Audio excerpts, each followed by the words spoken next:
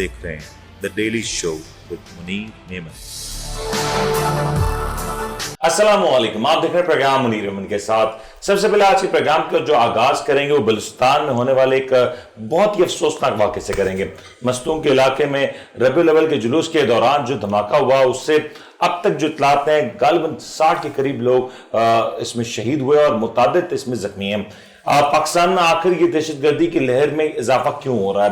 काफी दिनों से इस बात में कहा भी जा रहा है कि पाकिस्तान में जो दहशतगर्द अनासर हैं वो पाकिस्तान के मुख्तलिफ इलाकों का रुख कर रहे हैं और वो पाकिस्तान का जो अमन काफी ज्यादा कुर्बानियों के बाद हासिल हुआ था उसको सबोटाज करने की कोशिश करें। प्रोग्राम में सबसे पहले आज इसी सबसे अहम खबर की तरफ से इशारा, इसी अहम खबर से प्रोग्राम का आगाज करेंगे। हमारे प्रोग्राम में मौजूद है सीनियर साहब जनाब जहांगीर सईद साहब। जहांगीर साहब अस्सलाम वालेकुम। जहांगीर साहब, दहशतगर्दी को अपने बड़ी कुर्बानियों के साथ हराया और बड़ी मुश्किलों के साथ कुर्बानियों के साथ शिकस्त दी, अमन बहाल हुआ, लेकिन अब अमन को ऐसा लगता है फिर नजर लग रही है। पाकिस्तान के वो दो बड़े सूबे जहां पे हम हमेशा वोलेटिलिटी का तस्करा करते हैं, वहां पे एक बार फिर से दहशतगर्दी की लहर देखने में आ रही है। क्या वजह है कि बलूचिस्तान, खैबर पख्तूनख्वा फिर से एक बार अमन दुश्मनों के निशानों पे आ चुका है? बहुत शुक्रिया आपका। देखें, पहले जो है रद्द फसाद भी था, एक मूव चली और बड़ी कामयाब मूव चली। उसके बाद क्या हुआ? हमारी आरपी ने बहुत ही ज़बरदस्त इनिशिएट लिया, मनसूबाबंदी की और जो है क्लियर कर दिया और एक तवील वक्फे के दौरान ऐसे वाक़यात ज़हूर पजीर नहीं हुए, रिकॉर्ड पर कहीं नहीं है। फिर हुआ क्या? ये जो डेमोक्रेटिक फोर्सेस हैं, इन फोर्सेस में जो तब्दीली लाई है और जो लोग आए हैं, जैसे मिसाल के तौर पर तहरीक इंसाफ की हुकूमत के दौरान में क्या हुआ? तहरीक इंसाफ की में उन्होंने कहा कि उन्होंने स्ट्रेटजी बनाई कि अगर हम अफगानियों को यहाँ मौका दें और जो उनकी मिलिटेंसी है उसको डिफ्यूज़ करें और उनको यहाँ रहने और बसने का मौका दें तो इससे एक आसानी पैदा हो सकती है। इस तरह वो उन्होंने एक स्ट्रेटजी अपनाई, एक हिकमत अमली ली कि उनको बिल्कुल डिफ्यूज़ कर दिया जाए और उनका जो रद्दअमल, मनफी रद्दअमल है, उसको ख़त्म करने के लिए उन्होंने ये इस भाईचारे का इजहार किया। सही। लेकिन हुआ क्या? बिल्कुल उसके बरक्स हुआ कि जिनको आपने दूध पिलाया और वैसे भी पहले भी और सारी चीज़ें, उन्होंने पाकिस्तान के ख़िलाफ़ उसको प्रेशर डालने के लिए मजीद महाज खोल दिए दोबारा और ये सूरत हाल फिर बहाल हो गई, रिस्टोर हो गई। आज हम वहीं खड़े हैं जो हम 5-7 साल पहले खड़े थे, बल्कि उससे भी आप करीब देखें। अब ये तो सूरत हाल बन गई है कि यह हमारी सियासी गलती थी या हमारी और कुछ मिल के हम लोगों ने स्ट्रेटेजी बनाई थी कि हम उनको, ये एक पहलू हो सकता है जहांगीर साहब की जो उस वक्त जो हिकमत अमली बनाई गई वो मुकम्मल तौर पे कंप्लीट ना किया गया। जो पूरा प्लान चॉकआउट किया था, एक हिस्सा तो उसका इम्प्लीमेंट हुआ, लेकिन जो अगला मरहला था फिर वो नहीं हो सका। सियासी मरहला जो है ना वो ज्यादा पायदार होता है, उसके इक़दामात अगर ठीक हो, नतीजा खेज हो तो फिर, लेकिन हुआ ऐसा नहीं, वो फ्लॉप हो गया प्लान। क्यों फ्लॉप हुआ? क्योंकि पाकिस्तान में हम देखते हैं एक बड़ा मसला रहा है। दीगर ममालिक तरफ देखें तो इस तरह का इशू नहीं होता कि हुकूमतें तब्दील हो जाए तो पॉलिसीज तब्दील हो जाती हैं, लेकिन पाकिस्तान में हुकूमत की तब्दीली पॉलिसीज की तब्दीली बन जाती है। देखें, पीटीआई को एक एज हासिल रहा है कि उनको पॉपुलैरिटी मिली और जहन साजी का मौका मिला। सही। उनके जो फैसले थे उसको जो है ओन किया जाने लगा पब्लिकली। सही। तो वो कबूल करने में कोई रद्दअमल जो आ सकता था अवाम की तरफ से कि आप इनको क्यों ये मौके दे रहे हैं, वो नहीं आया। वो जो है कबूलियत की तरफ बात चली गई और वो मकबूलियत उनकी की वजह से कबूलियत में उनको आसानी हो गई कि उनके हर फैसले को आमन्ना और सदकना कबूल किया जाता है। लेकिन नतीजा बताता है, हम उनकी नीयत पर शक नहीं कर रहे हैं, हमें हक भी नहीं पहुंचता है, हम एक पॉलिसी गलती भी बनती है, सही बनती है, लेकिन आज जो नतीजा नज़र आ रहा है उसका यही है कि वो पॉलिसी हमारे हक में नहीं रही। आज हम वहीं खड़े हैं, अगर वहाँ बेहतर इलाज हो जाता, एंटीबायोटिक क्या हो सकता था? मतलब आनी हाथों से निपटा जाता तो ये मुमकिन? देखें, आनी हाथों से तो निपटा जा रहा था मिलिटेंसी से, اور ان کو کوئی نہیں، وہ ایلیمنٹ جو کہ پاکستان میں تھے، غیر قانونی طور پہ تھے، ان کا ملیٹنسی ونگ سے براہ راست تعلق نہ تھا، لیکن پھر بھی وہ پاکستان میں تو تھے. اس پہ ہم تبصرہ کرنے سے پہلے ان پالیسی سازوں کو جواب دینا چاہیے جو ٹیبل پہ بیٹھے، سر جوڑ کے بیٹھے، انہوں نے فکر کی، انہوں نے ایک پالیسی بنائی، اس کی بنیاد کی تھی، اس کے پس منظر کیا تھا، اس کے نتائج کے امکانات کیا تھے، وہ زیادہ بہتر بنا سکتے ہیں. اگر ہم ازمپشن پہ بات کریں کہ ان کو یوں نہیں کرنا چاہیے، کہیں نہ کہیں تو ہوا نا جنگی صاحب، کیونکہ حالیہ دنوں میں آپ دیکھیں کی پی کے کی بات کریں، وہاں پہ ایک جو باڑ لگائی گئی اس کو خراب کرنے کی کوشش کی گئی. بلوچستان میں جو امن بحال ہوا اس کو خراب کرنے کی کوشش کی جا رہی ہے، لگاتار کوشش کی جا رہی ہے. پاکستان کا ایک بڑا کلیئر موقف ہے کہ اس سب کے پیچھے ہندوستان شامل ہے، ہندوستان کی فنڈنگ شامل ہے، ہندوستان کی سوچ شامل ہے، ہندوستان کی جو اسلحے کے ساتھ جو وہاں پہ جو سپورٹ دی جا رہی ہے وہ بھی شامل ہے. تو اب یہ جو سارے عناصر ہیں یہ ہم جانتے تو ہیں، پر کیوں اس کے اوپر ایک مربوط حکمت عملی نہیں بن پا رہی؟ یہ دہشت گردی کے جو حملے ہیں اس کے اوپر کہیں نہ کہیں تو روک تھام ہونی چاہیے. دیکھیں جب فیلئر ہوتا ہے نا، فیلئر میں ایک بڑی خوبی یہ ہے کہ وہ سوچنے کا موقع دیکھتا ہے. دیکھیں اس کی اپوزٹ پالیسی کیا ہو سکتی ہے اور اس کے کیا نتائج ہو سکتے تھے. اس نرمی سے ہماری جو فورسز ہیں، ہمارے سوچنے والوں نے، ہماری سیاسی قوتوں نے یہ سوچا ہے. اور آج نگراں وزیر داخلہ کو آپ سن لیں، انہوں نے کہا کہ ہم جو ہے بلینک پالیسی کریں گے، ایک ہی پالیسی کریں گے، ہر سیکٹر میں ہم صفایا لے کے آئیں گے، اب ہم نہیں بخشیں گے، معافی نہیں دیں گے کوئی. یہ بڑا انٹرسٹنگ سٹیٹمنٹ پر سوال پھر وہ ہے کہ بطور نگراں وزیر داخلہ وہ یہ سٹیٹمنٹ دے سکتے تھے؟ دیکھیں ایک پالیسی سٹیٹمنٹ جو 2 ماہ کی حکومت کا ہوگا. دیکھیں ریاست ختم نہیں ہوتی ہے سر، بٹ پالیسی سٹیٹمنٹ ہے. نہیں، پالیسی سٹیٹمنٹ یہ نہیں ہے. پھر آئی ایس پی آر سے آتی نا دیکھیں ایک بات یہ statement I S P R کی ہوتی ہے. آئی ایس پی آر کی سٹیٹمنٹ اس لیے سٹیٹمنٹ ہوتی ہے کہ اس کا ایک ترجمان رکھنا اس کو ضروری ہے، کیونکہ وہ ایک ادارہ ہے، اس کی اپنی بات کی جاتی ہے. بالکل صحیح. اور جو ہے ویٹیج بڑھ جاتا ہے سٹیٹمنٹ کا. ویٹیج تو بڑھتا ہے جب ظاہر ہے کہ کہیں نہ کہیں انڈرسٹینڈنگ ہوتی ہے، اندرونی انڈرسٹینڈنگ کی بنیاد پہ اس کی ترجمانی کوئی نگراں جو بھی ہوگا وہی کرے گا نا، یا ہم 6 مہینے انتظار کر لیں گے کہ وہ آپ بتائیں گے. بالکل صحیح. اب ایک سوال پر یہ نکل گیا، انڈرسٹینڈنگ کے ساتھ بنتی ہے نا. میں اگری کرتا ہوں کہ انڈرسٹینڈنگ کے ساتھ یہ سارا معاملہ ہوگا، لیکن ایک سوال یہ بھی نکل آتا ہے کہ اگر ہم بلوچستان کی صورتحال دیکھیں، وہاں پہ زیادہ تر تذکرہ ہوتا ہے محرومیوں کا. پاکستان میں ایک سی پیک کا پروجیکٹ آیا، ہم نے بڑا شور مچایا، خوشیاں منائیں کہ سی پیک پاکستان کی تقدیر بدل دے گا، بلوچستان کی تقدیر بدل دے گا. اب اطلاعات یہ آ رہی ہیں کہ بلوچستان میں امریکن انفلوئنس بڑھتا دکھائی دے رہا ہے، اور جیسے جیسے یہ بڑھے گا وہاں سے ہمارے جو سرحد پار ہے اس کی ریٹیلیشن بھی سامنے آئے گی. آپ کو لگتا ہے کہ کیا یہ ایک اینگل ہو سکتا ہے پاکستان میں دہشت گردی کا؟ دیکھیں میں کہتا ہوں ایک مضبوط حکومت، ایک پائیدار حکومت جس کا ایک فارمولا ہے، جو ووٹوں کے سے وہ منتخب ہو کے آتی ہے، اس کو لوگوں کا مینڈیٹ، اس کی حمایت حاصل ہوتی ہے، وہ اس کو تسلیم کرتے ہیں، ایک طرح کی وہ بیعت کر رہے ہوتے ہیں، اپنے لیڈرز پہ بتا رہے ہوتے ہیں. اب آپ یہ دیکھیں کہ یہی چیز بالکل سامنا کرنا پڑتا ہے انڈیا کو. انڈیا کی طرف ایک طرف چائنا کی مخالفت ہے اور دوسری طرف بلاک ہے کون سا؟ امریکہ کا بلاک. ٹھیک ہے. اس کو جو ہے یہ ڈائریکٹ اس سے ٹکراؤ نہیں لے رہا، چین سے ٹکرا رہا ہے، اس کی جگہ کھڑا ہونا چاہ رہا ہے، اور اس کو پلیس کیا جا رہا ہے امریکہ کی طرف سے، یورپ کی طرف سے، مغرب کی طرف سے، انڈیا وہ چائنا کے خلاف. لیکن اس میں اتنی طاقت ہے کہ وہ کہیں نہ کہیں اپنا توازن برقرار رکھ پاتا ہے. امریکن انفلوئنس جو بڑھ رہا ہے، جو مبینہ طور پہ اطلاعات آ رہی ہیں کہ کیا یہ ایک وجہ ہو سکتی ہے؟ دیکھیں وہ انفلوئنس کی ایک اور دوسری وجہ بھی ہو سکتی ہے. اب یہ دنیا ابھی دیکھیں اگر بل منظور نہیں ہوتا، امریکہ کی پالیسی ساز ادارے ایوان یہ اگر منظور نہ کرتے کہ ہمیں یہ سینکشن کرنی ہے تو دیوالی ہو جاتا امریکہ ایسی حالت میں.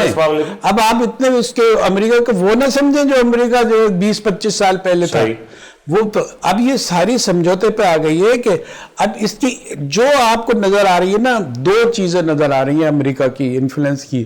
ایک تو یہ ہے کہ وہ جو چائنا کے خلاف رہے تو اس کو قریب آنے کی کوشش کرتے ہیں. دوسرے کہ جو اسرائیل اور سعودیہ کے درمیان جو معاہدہ طے پائے گا، جس میں جو ہے ان کو ماننا پڑے گا حلیف کے طور پر، اس کی جو حمایت کرتا ہے تو اس کو جو ہے امریکن پرو امریکن کہتے ہیں. اچھا ایک اور ہم کہیں نہ کہیں تو کھڑے ہیں نا ان کے ساتھ. ایک آخری سوال, یہ ابھی پاکستان اور افغانستان کے درمیان جو ٹریڈ کے معاملات تھے, جو بارڈرز کھلے ہوئے تھے, ہم نے دیکھا وہ بند ہوئی. اس کے بند ہونے سے پاکستان کی معیشت میں ایک بہتری آئی, پیٹرولیم مصنوعات کی قیمتیں آج بہتر ہوئی, اس میں ایک کمی آئی. پاکستان میں جو ڈالر تیزی سے پروان چڑھ رہا تھا اس کے پروان کو کچھ پر قطارے گئے. اب یہ جو صورتحال ہے, کیا یہ بھی ایک وجہ بن سکتی ہے کہ پاکستان میں دہشت گردی ہو رہی ہے سرحد کے اس پار سے؟ دیکھیں افغانستان بڑی دلچسپ, ہم اس کی تجارت کرتے ہیں وہاں سے. وہ افغانستان کے پاس جو ہے وہ سمندر نہیں ہے, تو جو ہے ایک بزنس کمیونٹی, انٹرنیشنل کمیونٹی یا جو ہے اداروں نے اس کو یہ ایج دیا ہوا ہے کہ چونکہ وہ ہوتی نہیں ہے ویسے یہ ٹریڈنگ کر لی جائے, آپس کی تجارت کی جائے اور اس کو ڈرائی پورٹ دے دی جاتی ہے, وہاں اس کی ایکسس ہو جاتی ہے. اس کے درمیان میں معلوم ہے کیا ہوتا ہے, وہ تجارت ہی نہیں ہے, وہ ٹریڈ ہی نہیں ہے, وہ اسمگلنگ ہے. اس کے نام پہ ان کو وہاں پہنچانا ضروری ہے. اس معاہدے کے تحت تو کیا کرتے ہیں, اسمگلنگ ہو رہی ہوتی ہے. اسمگلنگ کو آپ ٹریڈنگ کہتے ہیں. اسمگلنگ اگر کم ہو جائے گی تو افغانستان متاثر ہوگا, اور آپ کچھ بھی کر لیں اگر اسمگلنگ کم نہیں ہوتی تو افغانستان پہ کچھ اثر نہیں پڑے گا, وہ ترقی کرے گا, اس کا جو کرنسی ہے وہ آگے جائے گی, کیونکہ وہ تو ایک بینیفیشری اینڈ پہ غالباً پاکستان ہے جو ریسیونگ اینڈ پہ. لیکن جنگ سے ایک چیز اور, اب یہ کیونکہ ہم دیکھ رہے ہیں دہشت گردی ہو رہی ہے, بلوچستان میں ہو رہی ہے, دیگر صوبوں میں ہو رہی ہے, افیکٹڈ بھی ہیں. بلکہ آج جب سوال کیے گئے تو وزیر داخلہ سے یہ سوال بھی ہوا کہ اسلام آباد کے علاقے میں بھی اب اسنیچنگ اور اس طرح کی واردات میں اضافہ ہو رہا ہے, اور بڑے اچھے علاقوں سے رپورٹس آ رہی ہیں. تو یہ جہانگیر صاحب کہیں نہ کہیں ہم لوز کر رہے ہیں اپنا جو ایک ہم نے کور کریٹ کیا تھا, ہم نے ایک سسٹم ڈیولپ کیا تھا دہشت گردی کو کاؤنٹر کرنے کا. دیکھیں اگر آپ نے اسپیسیفکلی اگر اسلام آباد میں امن و امان کی صورتحال, اسنیچنگ کی صورت کی بات کی, تو اس کو ہمارا دارالحکومت ہونے کی وجہ سے میڈیا کو کبھی ایکسس نہیں رہی کہ ایسی چھوٹی موٹی جو کارروائیاں ہیں, چھینا جھپٹی ہیں, جو اس کی رپورٹ کر سکیں. صحیح. تو ایک خاص ماحول بنا ہوا تھا جس میں ہمیشہ ایسا لگتا تھا کہ وہ زیرو کرائم پر کھڑا ہوا ہے. صحیح.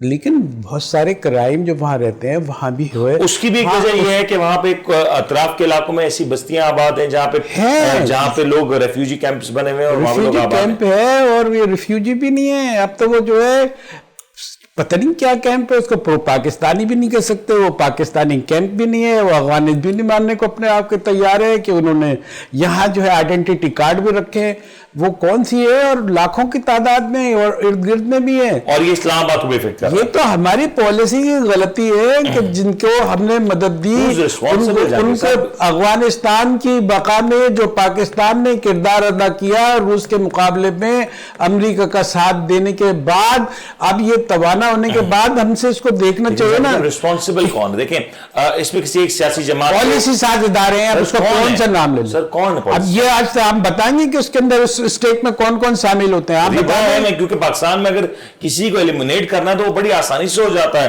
کوئی ایک واقعہ ہوتا ہے وہ سارے معاملات ایلیمنیٹ. پالیسی ساز جتنے بھی ادارے ہیں جو ہمارے اسٹیٹ پر ہیں اور یہ بنانے کے پابند ہیں, وہ کسی بھی فیبرک میں ہو, کسی بھی شکل میں ہو, ان کی ذمہ داری بنتی ہے کہ اگر وہ فیلئر اور ہوتے ہیں تب ذمہ داری بنتی ہے, اور وہ سکسیڈ ہوتے ہیں تب ذمہ داری بنتی ہے.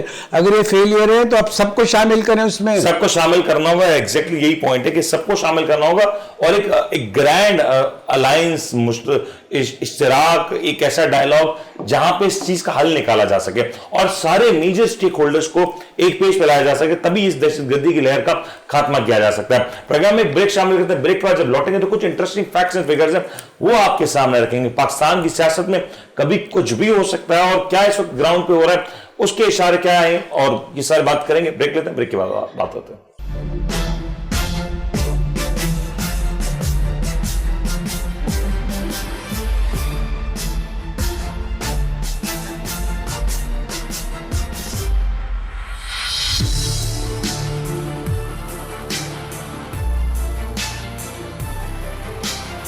آپ دیکھ رہے ہیں the daily show with Munir neon.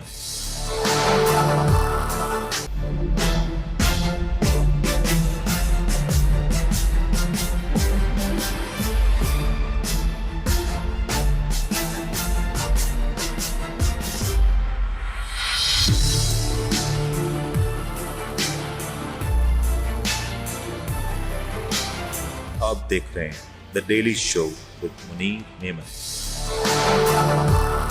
Programme में आपको एक बार फिर से खुशामदीद कहते हैं। तस्करा हो रहा था कि पाकिस्तान की सियासत में क्या हो रहा है।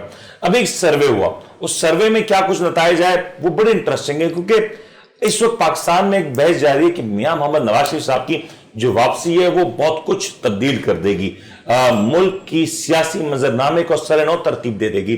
नून लीग की सियासी बसीरत कहां इस वक्त मौजूद है और सियासी शनाख्त किस हद तक डेंट हुई है गुज़श्ता 16 माह की हुकूमत के दौरान, ये एक बड़ा सवाल है।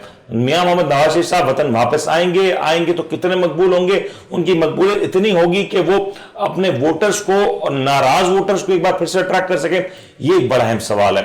साथ साथ एक सर्वे हुआ, जो सर्वे में रिपोर्ट्स में जो चीज सामने वो बड़ी इंटरेस्टिंग है। अगर पाकिस्तान में इदारों की बात की जाए जिसपे लोगों का सबसे ज्यादा एतमाद है, तो उसमें जो सबसे ज्यादा एतमाद का लोगों ने इजहार किया वो 28% किया, 88% वो था आर्मी के ऊपर। इसके बाद 56% वोट्स मिले मीडिया को और 56% ही वोट्स मिले कोर्ट्स को।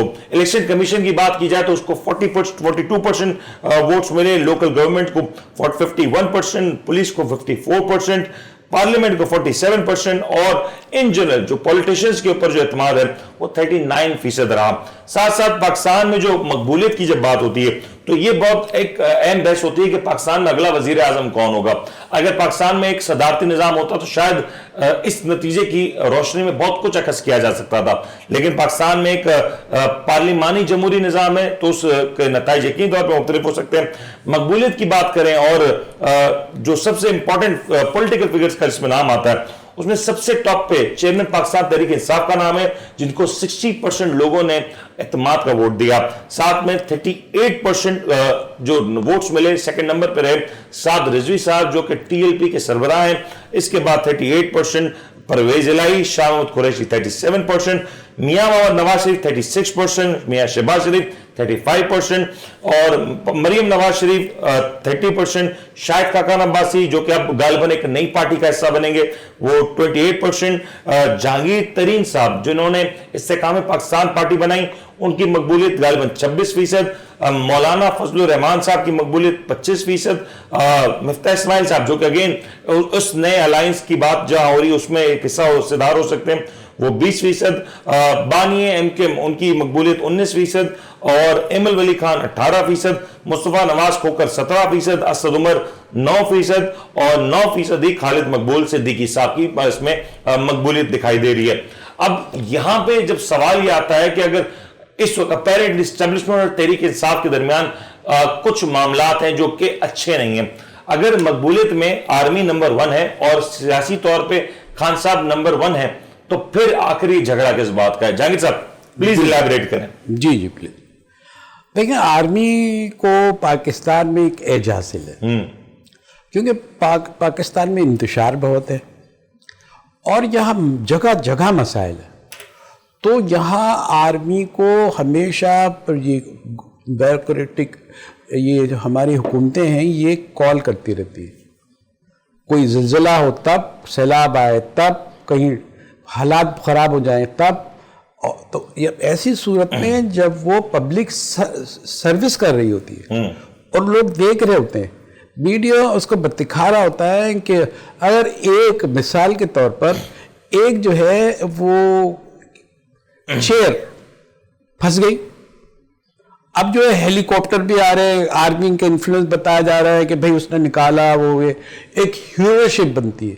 जब इस तरह नजर आता है तो अवाम ये देखते हैं कि मुश्किल वक्त में अगर कोई खड़ा होता है तो जो है वो आर्मी है उसको 88% दिया जाता है। बिल्कुल सही। तो कहते हैं कि जो भी मुसीबत में काम आए, समझे ना, वो कहते हैं ना एक मिसाल, जो मुश्किल में जो काम आए वही दोस्त है। सही, ठीक है ना, तो यही नजर आता है। आपकी मेरी मिसाल जो है ना, जी, मुश्किल में काम आए। देखें, अभी मैं आपकी मुश्किल में काम आ रहा हूँ, आप मेरी मुश्किल में इजाफा कर देंगे अभी थोड़ी देर, ऐसी बात करेंगे जिसका जवाब बन नहीं पाएगा। ठीक है ना, तो ये चीज़ें तो ये हासिल है। झगड़ा कहाँ से होता है कि भाई आर्मी को कैसे ये फेमिलिटी हासिल हो गई, फोकस्ड हासिल हो गई है। اس لیے جو ایز کمپیئر ٹو دی ہم پولیٹیشنز کرتے ہیں تو پولیٹیشنز نے جو ان کو ان کے جنرل پولیٹیشنز جو سب سے کم ووٹس ملے تھے، یہی بتا رہا ہوں نا کہ ان کو کیوں نہیں ملے. یہ تو 88% ان کو ملنے چاہیے تھے، وہ کیوں نہیں ملے؟ یہ پاکستان کی نام نہاد جمہوریت کا منہ بولتا ثبوت ہے. اچھا یہ بھی کہہ سکتے ہیں کہ نام نہاد جمہوریت ہے، تو پھر آپ ایک اور سوال کر دیں گے نام نہاد کیوں نہیں بھائی، اور اس کا کیا جواب ہم دیں گے؟ ہم یہ کہنا چاہتے ہیں کہ یہ جو اگر یہ ویلفیئر سوسائٹی، ویلفیئر کنٹری کے طور پر اس کو لیتے ہیں، فلاحی مملکت کے طور پر اس کو لیتے، یہ جو ہے سیاستدان تو ان کو اتنی خدمت میں نظر آتے ہیں، جب تک کہ سیٹ پہ بیٹھے رہتے ہیں تو عوام عوام عوام عوام کرتے رہتے ہیں. کون سی جماعت ہے ایک دو جماعت کے علاوہ جو آپ کو جو ہے ویلفیئر میں نظر آئے گی، جس نے ہسپتال کھولے ہوں گے، جو بھاگ رہی ہوگی، جو کھانے بانٹ رہی ہوگی؟ تو اب آپ یہ دیکھیں، لیکن جہانگیر صاحب سوال وہی ہے نا، خدمت میں نظر نہیں آتے. یہ چاہتے ہیں کہ قومی خزانہ ان کے ہاتھ میں آئے اور اس میں سے تھوڑا سا وہ بانٹیں، ہیرو بنے اور باقی اپنی ویلفیئر کریں. یہی ہے نا، بالکل یہی حقیقت بھی ہے. لیکن ایک چیز اور بھی ہے، پاکستان کے جو ڈائنامکس ہے اس میں پاکستان آرمی کو اگر 88% ووٹ ملے تو میں سمجھتا ہوں یہی ووٹس بن سکتے تھے. اس سے نہ کم کی گنجائش ہے، نہ سے زیادہ زیادہ کی تو گنجائش ہو سکتی ہے، کم کی گنجائش کوئی نہیں تھی. کیونکہ پاکستان کے جیو پولیٹیکل ڈائنامکس دیکھیں، ایک طرف ہندوستان ہے، ایک طرف افغانستان ہے، ایک طرف سمندر ہے جہاں سے آپ کا دشمن ہمیشہ آپ کو پینیٹریٹ کرنے کی کوشش کرتا ہے. پھر آپ کے پاس جو دیگر معاملات ہیں اس میں آپ کا آرمی کا ایک بڑا کردار رہتا ہے. لیکن جب پولیٹیکل ایلیٹ کی بات ہوتی ہے، جب پولیٹیشنز کی بات ہوتی ہے، اگر یہ نتائج صدارتی نظام پاکستان میں رائج ہوتا اور یہ نتائج گیلپ سروے کی جو آئے اگر اسی کو دیکھا جاتا تو ایک بڑا کلیئر ونر ہوتا. لیکن نتائج کچھ اور آتے ہیں. کیا وجہ ہے؟ اس میں خان صاحب آج بھی مقبول ترین لیڈر ہے. اور سب سے انٹرسٹنگ بات، یہ جو سروے ہے وہ 10 جون سے 30 جون کے درمیان کیا گیا. اس وقت بھی اگر چیئرمین پاکستان تحریک انصاف مقبول ترین لیڈر ہیں اور ایک واضح مارجن سے مقبول ترین لیڈر ہے تو پھر تو کوئی وجہ ہوگی. دیکھیں دو وجوہات ہوتی ہیں. پاپولیرٹی کا ایک فارمولا ہے. پاپولیرٹی کا فارمولا یہ ہے کہ یا تو جو ہے وہ اپنی خدمات سے، اپنی بصیرت سے لوگ کو متاثر کرتا ہے اور جو ہے وہ لوگ قبول کرنے لگتے ہیں اس کو کہ یہ ہمارا لیڈر ہے، یہ جو ہمیں لیڈ کرے گا، یہ حق پہنچتا ہے اس کو. ایک تو یہ صحیح. دوسری بات یہ ہوتی ہے کہ آپ جو اچھا خاصا ایک عام سے ایک لیڈرشپ ہے، ایک ایوریج اس کی ذہانت ہے اور تھوڑا سا اس کا حوصلہ ہے اور اس کے مماثل کچھ اور بھی مثالیں دی جا سکتی ہیں. لیکن کیا کرتے ہیں کہ سارے کے سارے اس پہ پل پڑتے ہیں. سمجھا؟ اب ایک آدمی پہ 19 آدمی پل پڑیں گے یا 19 جماعتیں پل پڑیں گی تو انسان کا جو ہے وہ جو سمپیتھی ووٹ بڑھ جاتا ہے، اس کی قبولیت جو قبول ہونے لگتی ہے، وہ مظلوم نظر آتا ہے، اس کی ذہانت کو نہیں دیکھا جاتا، اس کی ہمت تو یہ جو جتنا ووٹ ہے سمپیتھی ووٹ ہے. سمپیتھی ووٹ کون نہیں لیتا ہے؟ ساری اوورال سمپیتھی ووٹ. دیکھیں نواز شریف کا پورا بیانیہ لکھیں، مار دیا ہم کو، جیلوں میں بند کر دیا ہم کو، ایسے کر دیا ہم کو، جلا وطن کر دیا. جلا وطن تو آپ ہم سے بہتر فیسلٹی کے حکومتوں میں اور مملکت میں رہے، آپ کو کیا تکلیف پہنچی ہوگی وہاں؟ یہاں ہوتے تو پھر بھی تکلیف پہنچتی. لیکن سینٹر اپنی ووٹ لینے کے لیے وہ یہ تاثر دیتے ہیں.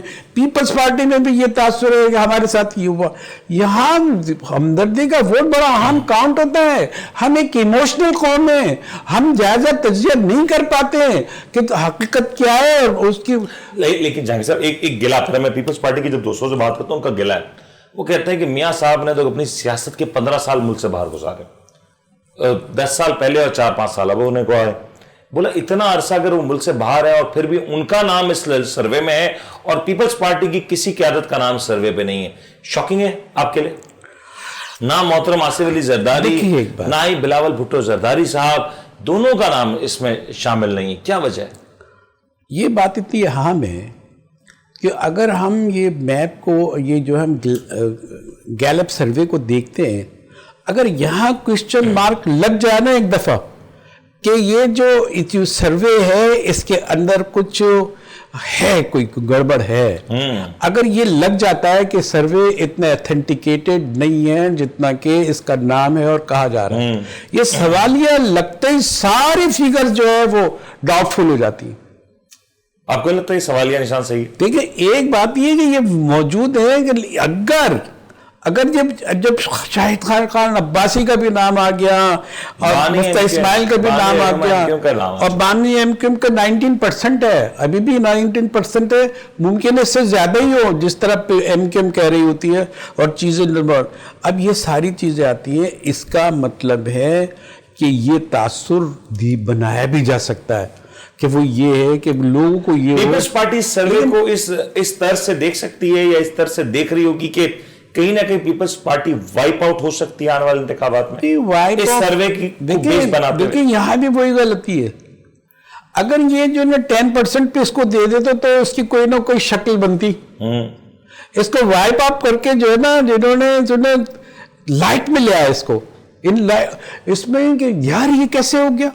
اب یہ سب توجہ اور ہمدردی ان سب سے زیادہ اس کو ملی ہے. لیکن ایک اور سوال پر اس میں نکل کے آتا ہے، پیپلز پارٹی کا یہ بھی گلا ہے. میں جب ہم بات کرتے ہیں وہ کہتے ہیں کہ کیا پاکستان میں بلاول بھٹو زرداری صاحب مریم نواز صاحبہ سے مقبول لیڈر ہیں یا غیر مقبول لیڈر ہیں؟ ایک سوال تو آج ہوتا ہے. دیکھیں مریم نواز صاحبہ کا نام اس میں شامل ہے اور وہ 30% ان کی مقبولیت ہے. مزے کی بات یہ ہے کہ یہ سروے کرنے والے نے یہ نہیں دیکھا کہ یہ لوگ کتنے قریب رہے ہیں، اور جب اتنا حیرت انگیز سروے کیا جا رہا ہے. میں آپ کو ایک اندازے کے مطابق بتاؤں، میرا اندازہ یہی ہے کہ چند دنوں میں پیپلز پارٹی کی مقبولیت کا کہیں نہ کہیں سروے آ رہا ہوگا، یا ایسے بیلنس کرنے کے لیے اس طرح کے وہ ہوتا ہے. اب وہ اس کو جو ہے بیلنس کرنے کے لیے یہ بات سامنے آئے گی کہ یہ اس کی ایسے بہت سارے پیرامیٹرز ہیں. سے مولانا فضل الرحمان صاحب کا بھی اس میں نام ہے. اگر آپ دیکھیں مولانا فضل الرحمان صاحب کو 25% اس میں دیے گئے.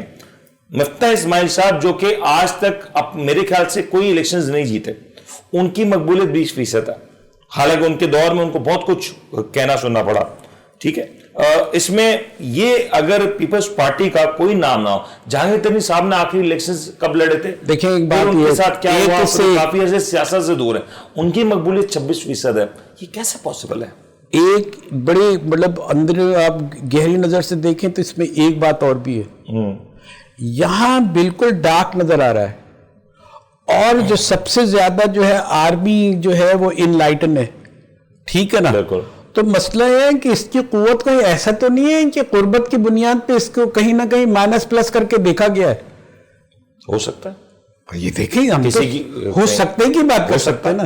یہ تاثر یہ بھی تو جاتا ہے کہ بھائی اگر یہ مائنس بھی ہیں اور کسی سے اٹیچ ہیں اور اس طاقت سے اٹیچ ہیں کہ جو اتنی مقبول اور مناسب ہے، اگر یہ رجوع کرتی ہے یا اس کی مقبولیت وہ اس کی توجہ حاصل کرتی ہے، تو سروے کیا دوسرا سروے. ایک اور اینگل ہے اس کو دیکھنے کا. اگر اس سروے کو دیکھیں جو پولیٹیشنز کے حوالے سے، ٹاپ 4 میں جو 3 رہنما ہیں ان کا تعلق تحریک انصاف سے.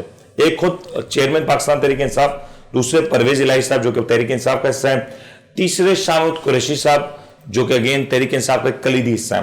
یہ 3 نام ٹاپ پہ ہیں. اس کے ان 3 نام کے بعد پھر نمبر آتا ہے میاں محمد نواز شریف صاحب کا جو کہ 36%، میاں شہباز شریف صاحب جو کہ 35%، اور مریم نواز صاحبہ جو کہ 30%. پہلے تحریک انصاف کے تینوں بڑے نام ہیں، پھر دیگر 3 نام ہیں نون لیگ کے. اور ایک اور اس میں سوال یہ ہے کہ شہباز شریف صاحب کی اور میاں صاحب کی مقبولیت میں کیا محض 1% کا فرق ہے؟ دیکھیں بڑی اس میں جو چیزیں نظر آ رہی ہیں نا بڑی حیرت انگیز ہے. اس کو جب گھورے ہیں نا تو وہ خود بول رہی ہیں وہ چیزیں. اس میں ایک تاثر اور بھی پیدا ہوا ہے.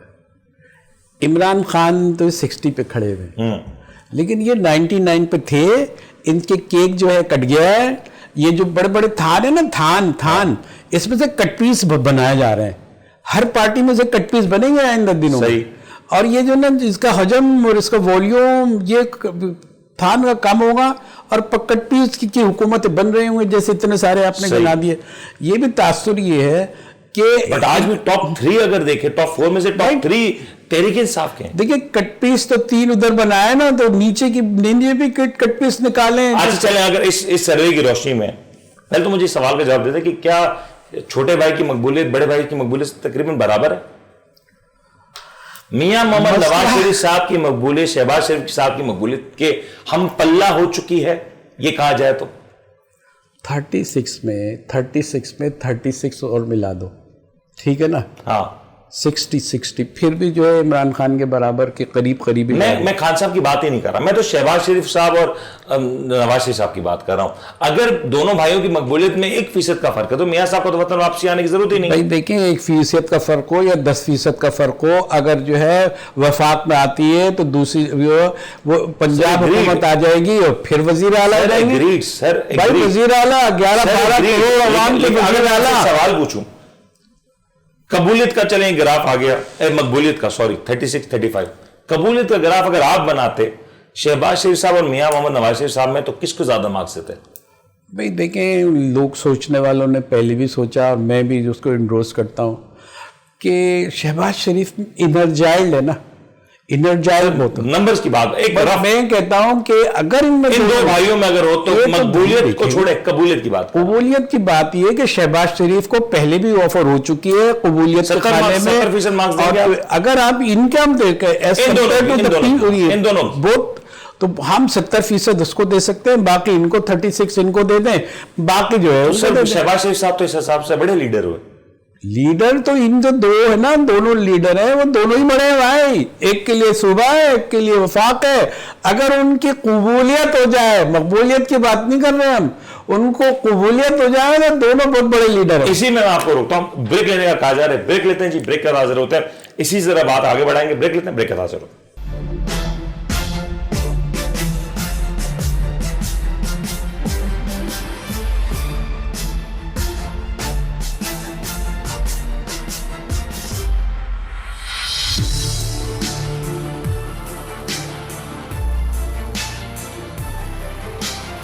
آپ دیکھ رہے ہیں the daily show with Munir نیمن۔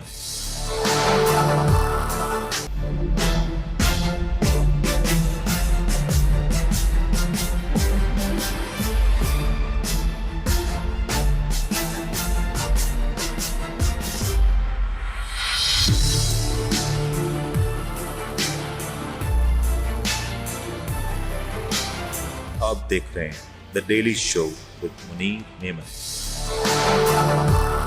پروگرام میں آپ کی بات پھر سے خوش آمدید کرتے ہیں۔ ذرا سروے کا تذکرہ ہو رہا تھا کہ پاکستان میں جو حالیہ ایک سروے ہوا اس کے نتائج جو سامنے آئے کچھ کنفیوزنگ ہے، کچھ کلیئرٹی ہے، کہاں پہ کوئی چیز مسنگ ہے اس کو ذرا تلاش کرنے کی کوشش کر رہے ہیں۔ ابھی ہم نے ذرا تذکرہ کیا کہ جو سیاسی رہنما ہیں ان میں کیا مقبولیت ہے، کس انداز سے ان کی لائکیبلٹی ہے، لیکن اب ذرا بات کرتے ہیں پولیٹیکل پارٹیز کی۔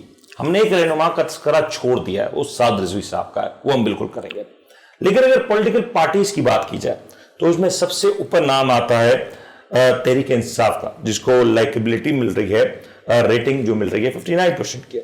پیپلز پارٹی جس کا کوئی بھی رہنما پولیٹیکلی اگر رہنماؤں کی بات کی جا رہی تھی تو وہاں پہ اس کا نام شامل نہیں تھا ٹاپ لسٹ میں، اس کا نمبر دوسرا ہے 42% کے ساتھ۔ ٹی ایل پی جس کی اس وقت رہنمائی سعد رضوی صاحب کے ہاتھ میں، وہاں پہ سعد رضوی صاحب نمبر 2 پہ لیڈ کر رہے ہیں اور یہاں پہ ٹی ایل پی نمبر 3 پہ لیڈ کر رہی ہے۔ یاد رہے ماضی کے جتنے بھی الیکشن ہوئے اس میں ٹی ایل پی کو بڑا سیاسی طور پہ یہ پارٹی کی سطح پہ یا پارلیمانی سطح پہ ڈنٹ ڈالنے میں کامیاب نہ ہو سکی، اور ٹی ایل پی کے بھی نیچے اگر کوئی نظر آتا ہے وہ 38% ہے، Jamaat Islami 31%، J U I F 22%، P M L Q 22%، A N P 21% اور ایم کیو ایم پاکستان 20% پہ نظر آتی ہے۔ اس میں ایک اور انٹرسٹنگ فیکٹر ہے، اس میں استحکام پاکستان پارٹی کا کوئی تذکرہ نہیں ہے، یہ ایک بڑا ٹرننگ پوائنٹ ہے۔ جہانگیر صاحب جی پہلے ذرا میں ٹی ایل پی کے اینگل پہ بات کر لیتا ہوں۔ سعد رضوی صاحب جو کہ یقینی طور پہ ایک مقبول نام ہے، لیڈر ہے، ان کی مقبولیت کی بات کریں تو 38% ووٹ ان کو ملے نیکسٹ چیئرمین پاکستان تحریک انصاف، اور یہاں پہ جو پولیٹیکل پارٹیز کا نمبر آ رہا ہے وہاں پہ بھی ٹی ایل پی نمبر 3 پہ نظر آ رہی ہے، 59% پی ٹی آئی کے پاس ہیں، 42% پیپلز پارٹی کے پاس ہے، اور 41% ہی ٹی ایل پی کے پاس ریٹنگ نمبر آتا ہے۔ اب اس نتیجے کو دیکھتے ہوئے ٹی ایل پی کس انداز سے اس نتیجے کو اخذ کر رہی ہے؟ دیکھیں اس وقت کلیئر ایک چیز ہو جاتی نا تو یہ سروے جو بالکل ہی بڑے زبردست ہو جاتا۔ क्योंकि इसमें कुछ वोक पाया जा रहा है, एम्बिगुअस चीज़ें हैं, वाज़ेह नहीं है, विविड पिक्चर इसमें नज़र नहीं आ रही है, तो उसकी मुझे जो बिटवीन द लाइंस अगर इसके मीनिंग निकालें तो इसका जो पैरामीटर्स है, मैं एक अंदाजे से कह रहा हूँ कि क्योंकि ये लोग तो बहुत ऑथेंटिकेटेड होता है गैलप सर्वे, हम चैलेंज नहीं कर रहे हैं, लेकिन जो कुछ उसमें नजर में आ रहा है इसमें दो चीज़ें समझे हम छुपी हुई है, एक मकबूलियत है, एक कबूलियत है। इसमें जब कबूलियत की चीज़ें नज़र आती हैं तो वहाँ ये है कि कबूलियत में खुद कबूलियत में जो चीज़ें बनवाई है वो तो आर्मी है। अगर इनके करीब तरीन जो चीज़ माहौल बनता है, मीडिया भी कबूलियत में आ गए, और जो है उसके अंदर कोर्ट्स भी जो है अभी जो पिछली दफ़ा जो फैसले हो रहे थे अदलिया, वो भी क़ुव्वत इसमें कबूलियत में मानी जाती है। अब मकबूलियत की बात करें तो इमरान खान तो साफ नज़र आता है दोनों एंड्स पे, चाहे पार्टी की सत्ता हो या ज़ाती सत्ता हो। हाँ, मतलब ये नज़र आता है।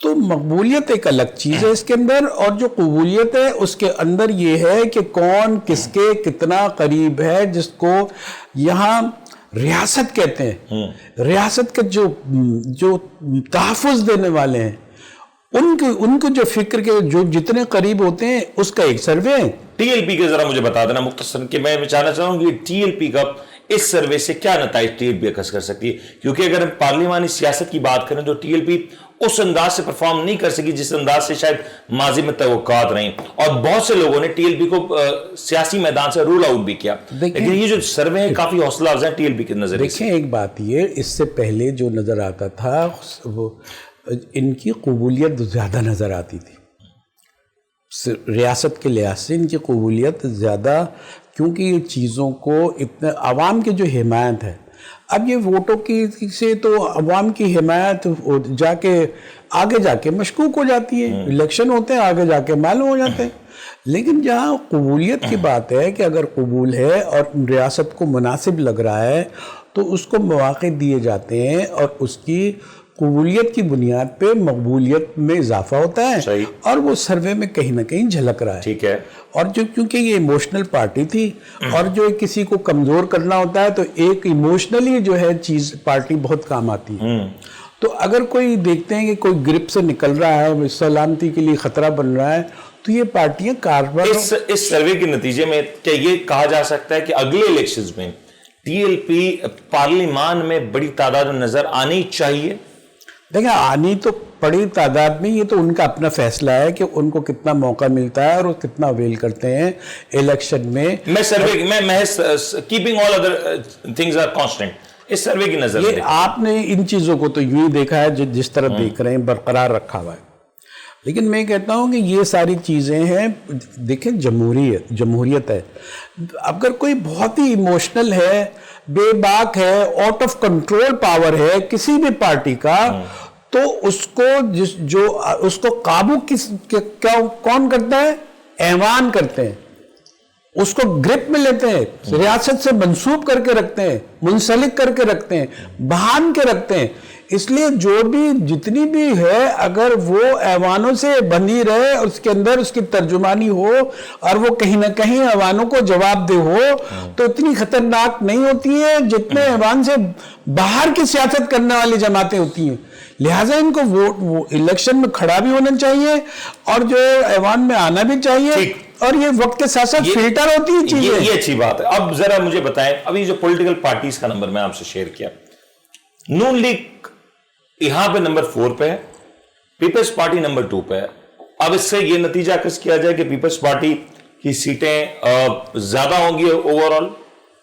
भाई देखें,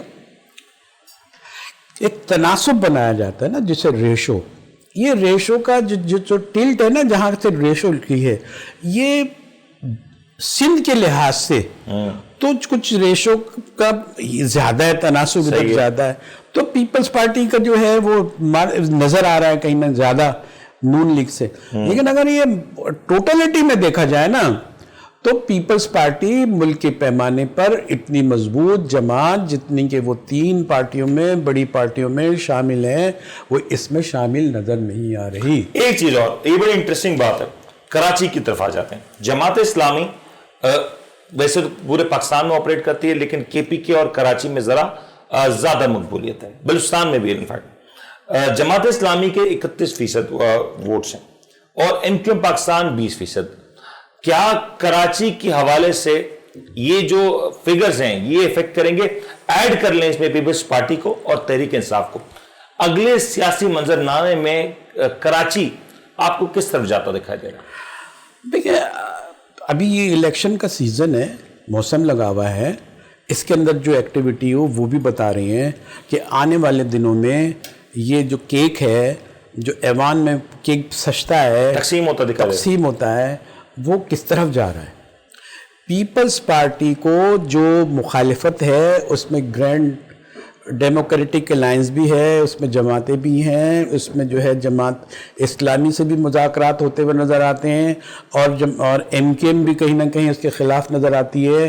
تو ایک خاموش سا بلاک کے پیپلز پارٹی کے خلاف موجود ہے اور جو اس کو مشکلات میں ڈال سکتا ہے اور جو سوچنے والے اور جو پلانر ہیں وہ بھی یہ چاہتے ہیں. لاسٹ ون, مجھے آخری سوال میں معذرت وقت شارٹ ہے, کے پی کے کی حد تک چلے جائیں. کے پی کے میں جے یو آئی فے مولانا فضل الرحمان صاحب کی پارٹی, اس کی 22% مقبولیت ہے, اے این پی کی 21% مقبولیت ہے.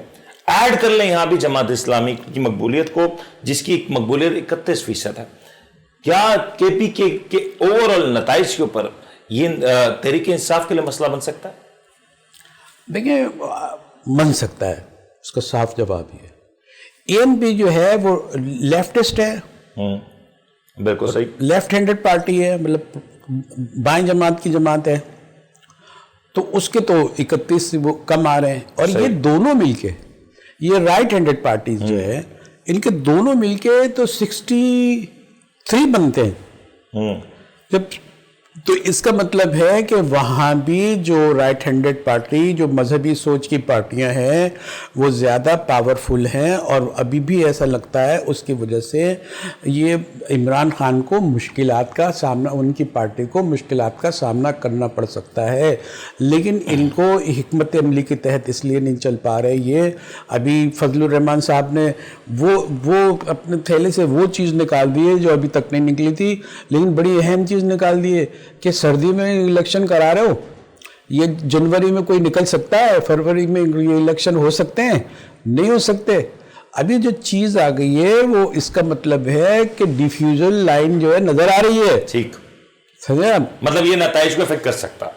جب آپ کوئی نکلو گے نہیں تو ووٹ کیسے ڈالو گے, اور جب ووٹ نہیں ڈالو گے تو وہ کیسے آئے گا, ایمان کی پختگی کیسے آئے گی. ویسے بات ہے کہ اگر ہم ان بلوچستان کی بات کریں, کے پی کے کی بات کریں, پنجاب کے حصوں کی بات کریں, وہاں پہ جو سردی کی نوعیت ہے وہ اتنی زیادہ ہوتی ہے کہ وہاں پہ بڑی عمر کے افراد, بزرگ وہ اوائڈ کریں گے شاید ایسے ماحول میں نکلنے میں, تو شاید یہ ایفیکٹ ہو سکتا ہے, مجبور ہوں گے نا. ٹھیک ہے, جہانگیر صاحب ہمارا پروگرام وقت اپنے اختتام پہ پہنچا.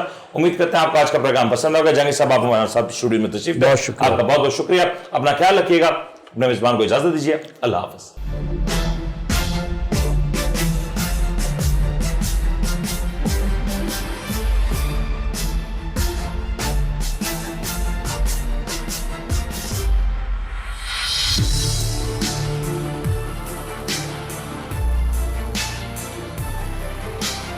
آپ دیکھ رہے ہیں The Daily Show with Munir neon.